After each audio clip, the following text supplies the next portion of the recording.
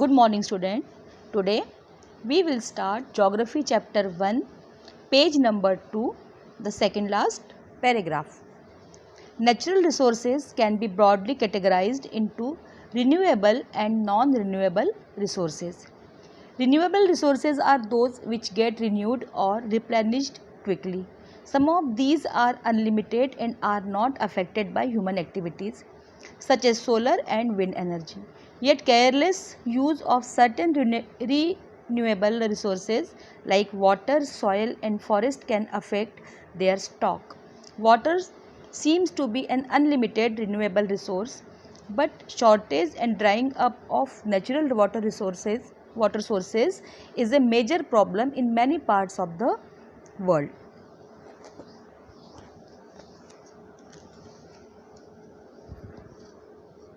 Renewable resources वो resources जिसका nature में अनलिमिटेड स्टॉक है या जो समय के साथ फिर से रिवाइव हो जाते हैं. इसमें से कुछ रिसोर्सेज ऐसे हैं जिन पर ह्यूमन एक्टिविटीज़ का कोई असर नहीं होता, जैसे विंड और सोलर एनर्जी. लेकिन कुछ रिसोर्सेज ऐसे हैं जिनका लापरवाही से यूज़ करने पर इन रिसोर्सेज के स्टॉक पर असर पड़ता है, जैसे पानी, सॉइल और फॉरेस्ट. ये सभी हमें अनलिमिटेड लगते हैं, लेकिन नेचर में फॉरेस्ट कम होते जा रहे हैं, सॉइल की क्वालिटी ख़राब होती जा रही है, और पानी जो हमें अनलिमिटेड स्टॉक में अवेलेबल लगता है, पर पानी की कमी और वाटर लेवल का कम होना पूरी दुनिया की प्रॉब्लम है.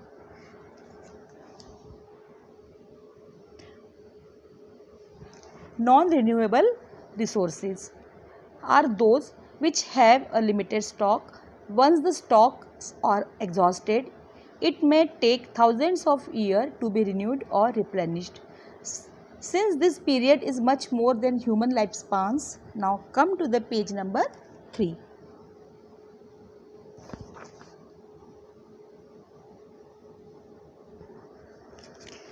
Such resources are considered non-renewable. Coal, petroleum and natural gas are some examples. The distribution of natural resources depends upon number of physical factors like terrain, climate and altitude. The distribution of resources is unequal because these factors differ so much over the earth. वो resources जो nature में limited stock में हैं और किसी दिन खत्म हो जाएंगे या फिर से निर्माण होने में हजारों वर्षों का समय लग जाएगा. चूँकि ये समय ह्यूमन लाइफ स्पान से बहुत ज़्यादा है, इस कारण इन्हें नॉन रिन्यूएबल रिसोर्सेज कहते हैं. कोयला और पेट्रोलियम इसके एग्जाम्पल्स हैं. नेचुरल रिसोर्स का डिस्ट्रीब्यूशन अलग अलग फैक्टर्स पर डिपेंड करता है, जैसे क्लाइमेट, ऊंचाई या land surface etcetera. Natural resources का डिस्ट्रीब्यूशन अलग अलग स्थानों पर अलग अलग होता है, क्योंकि ये फैक्टर्स पृथ्वी पर असमान मात्रा में हैं. Human made resources. Sometimes natural substances become resources only when their original form has been changed. Iron ore was not a resource until people learned to extract iron from it.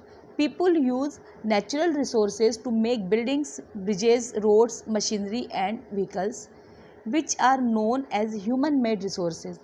Technology is also a human-made resource. Human made resources यानी कि मानव निर्मित resources या संसाधन. कभी कभी natural substance या पदार्थ resources बन जाते हैं जब उनका ओरिजिनल फॉर्म चेंज हो जाता है, जैसे पेट्रोलियम जैसा ज़मीन के अंदर से पाया जाता है, वो हमारे किसी भी काम का नहीं होता, लेकिन रिफाइनरीज में इसे गर्म करके पेट्रोल, डीजल और केरोसिन जैसी वस्तुएं बनाई जाती हैं जो हमारे बहुत काम आती हैं. इंसान नेचुरल रिसोर्सेज का इस्तेमाल करके बिल्डिंग्स, पुल्स, रोड्स, मशीन्स या व्हीकल बनाता है, जिन्हें हम ह्यूमन मेड रिसोर्सेज कहते हैं.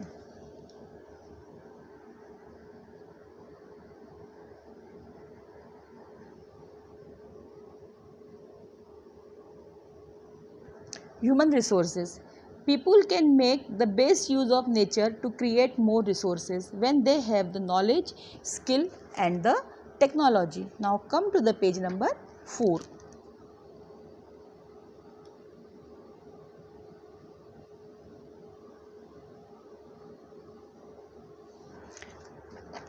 That is why human beings are a special resource. People are human resources. Education and health help in making people a valuable resource. Improving the quality of people's skill so that they are able to create more resources is known as human resource development. इंसान resources बनाने के लिए nature को use तभी कर सकता है जब ऐसा करने के लिए उसके पास नॉलेज, स्किल और टेक्नोलॉजी हो। मीन्स एक ऐसा इंसान जिसके पास नॉलेज भी हो, टेक्नोलॉजी भी हो वही इन नेचुरल रिसोर्सेज का निर्माण कर सकता है। इसलिए लोग ह्यूमन रिसोर्सेज हैं। एजुकेशन और हेल्थ लोगों को एक वैल्यूएबल ह्यूमन रिसोर्स बनाते हैं। किसी काम को करने की योग्यता को बढ़ाते जाना ही ह्यूमन रिसोर्स डेवलपमेंट है।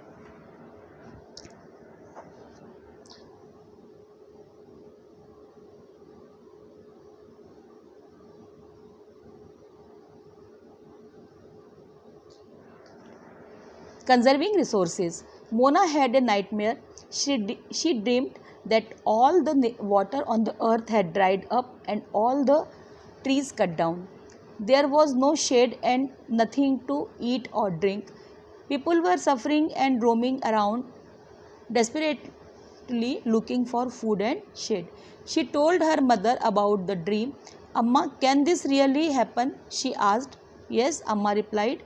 If we are not careful, then even renewable resources can become very scarce and the non-renewable ones can definitely get exhausted.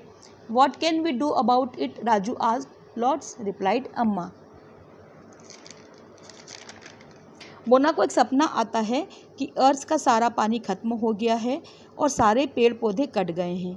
कहीं पर भी शेड या छाया नहीं है और खाने पीने के लिए कुछ भी नहीं है। लोग परेशान हो रहे हैं और खाने और छांव की तलाश में घूम रहे हैं। मोना ने अम्मा को अपने सपने के बारे में बताया और पूछा कि क्या ऐसा हो सकता है। तो अम्मा ने बताया कि अगर हम रिसोर्सेज के यूज़ के प्रति केयरलेस रहें तो रिन्यूएबल रिसोर्सेज भी समाप्त हो सकते हैं।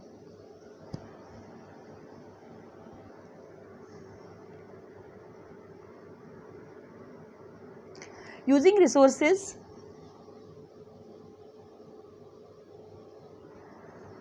carefully and giving them time to get renewed is called resource conservation. Balancing the need to use resources and also conserve them for the future is called sustainable development. There are many ways of conserving resources. Each person can contribute by reducing consumption, recycling and reusing things. Ultimately, it makes a difference because all our lives are linked. Nature के द्वारा दिए गए resources का carefully use करके means ज़रूरत के अनुसार use करके हम उन्हें बचा सकते हैं। जैसे डीजल और पेट्रोल लिमिटेड स्टॉक में अवेलेबल हैं। अगर हम बिना वजह कार या बाइक पर घूमते रहेंगे तो एक दिन ये स्टॉक भी ख़त्म हो जाएगा। रिसोर्सेज का केयरफुल यूज़ करके और उन्हें रिन्यू होने के लिए समय देने को रिसोर्स कंजर्वेशन कहते हैं। ज़रूरत के अनुसार रिसोर्सेज का यूज़ करना और भविष्य के लिए उन्हें बचाना सस्टेनेबल डेवलपमेंट कहलाता है। प्रत्येक व्यक्ति अपनी ज़रूरतें कम करके, वस्तुओं को बार बार यूज़ करके और उन्हें रिसाइकल करके रिसोर्सेज को बचा सकता है।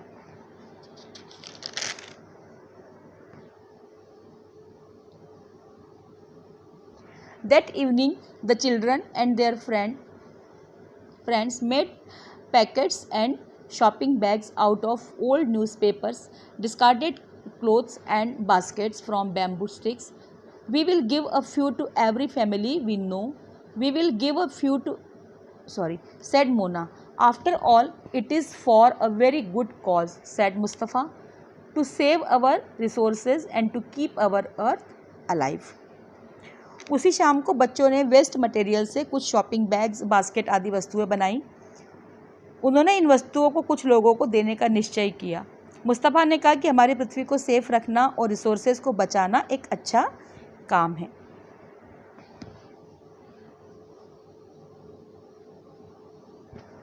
I am going to be very careful not to waste paper, said Jessie. Many trees are cut down to make paper, she explained. I will see that electricity is not wasted in my house, shouted Mustafa. Electricity comes from water and coal. जेसी ने कहा कि वह papers को carefully use करेगी ताकि ज़्यादा पेड़ paper बनाने के लिए ना काटे जाएं।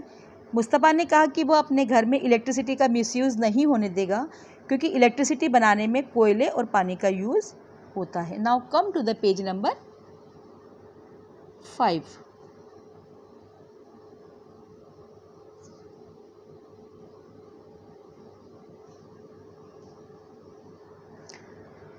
I will make sure that water is not wasted at home, said Asha. Every drop of water is precious. Together we can make a difference, chorused the children. These are some of the things Mona, Raju and their friends did. What about you? How are you going to help in conserving resources? आशा ने कहा कि वह उसके घर में पानी को waste नहीं होने देगी। सभी बच्चों ने कहा कि मिलजुल कर सभी लोग रिसोर्सेज को बचा सकते हैं। The future of our planet and its people is linked with our ability to maintain and preserve the life support system that nature provides. Therefore, it is our duty to ensure that all uses of renewable resources are sustainable, the diversity of life on the earth is conserved, the damage to natural environment system is minimized. अर्थ और इस पर रहने वाले लोगों का भविष्य हमारे life support system यानी कि पेड़ पौधों से जुड़ा है।